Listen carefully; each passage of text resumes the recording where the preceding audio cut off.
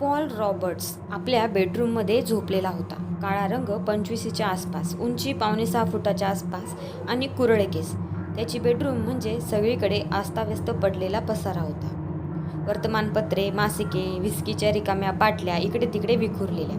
मासिकांच्या मुखपृष्ठावर बायकांची विचित्र चित्रे आणि बेडरूमच्या भिंतीवर सर्वत्र त्याच्या आवडत्या नट्यांची वाईट चित्रे चिटकवलेली होती.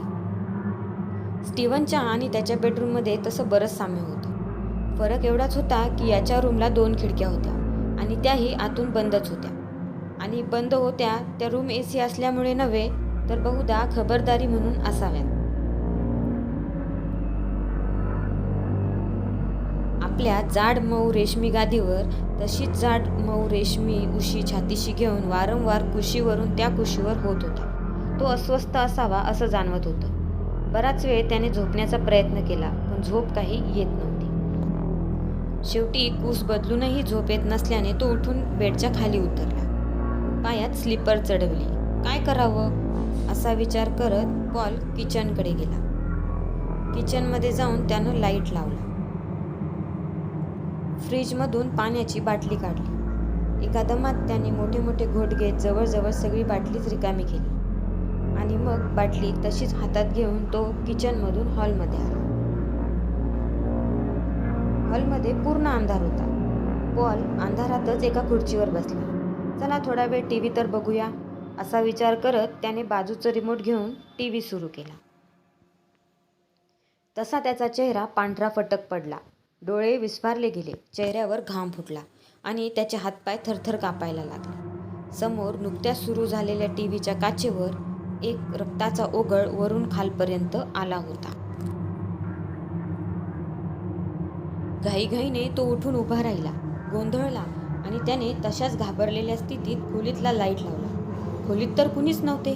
त्याने TVकडे बघितले. TVवर लचका तोडलेला एक मांसाचा तुकडा होता आणि त्यातूनच रक्त खाली ओघळत होतं. अडखळत तो टेलिफोनजवळ गेला आणि या वेळेला दारही ठोठावले. हॅलो, दार उघडा, एका जणाने दार ठोठावत आवाज दिला, पण आत काहीच चाहूल नव्हती. शेवटी चिडून सॅम म्हणाला, दार तोडा. जेफ आणि 1-2 जण मिळून अक्षरशः दार बडवत होते. अरे, इथे धक्का मारा. नाही, आतली कडी इथे असेल. इथे जोराने धक्का मारा, अजून जोराने. सगळेजण नुसते ढकलू नका, कोणीतरी आम्हाला गार्ड करा. सगळ्या गडबडीत त्यांनी धक्के मारून शेवटी एकदाचे दार तोडले. दार तोडून सगळी टीम घरात घुसली. डिटेक्टिव्ह सॅम हातात बंदूक घेऊन काळजीपूर्वक आत जाऊ लागला. मधल्या एकाला खुणावले. तो लागलीच TV जवळ जाऊन तेथील पुरावे गोळा करायला लागला. नंतर सॅमने हॉलच्या खिडक्यांकडे बघितले. यावेळीही सगळ्या खिडक्या आतून बंद होत्या. अचानक सोफ्यावर पडलेल्या कशाने तरी सॅमचं लक्ष आकर्षित केलं. तो तिथे गेला. जे होतं ते उचलून बघितलं.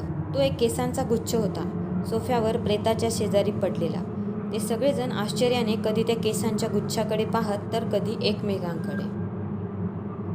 जेफ कावराबावरा होऊन कधी त्या केसांच्या गुच्छाकडे पाहत होता तर कधी TVवरच्या मांसाच्या तुकड्याकडे. त्याच्या डोक्यात, त्याच्याच काय बाकीच्यांच्याही डोक्यात एकाच वेळी बरेच प्रश्न घोंगावत होते. पण विचारणार कुणाला?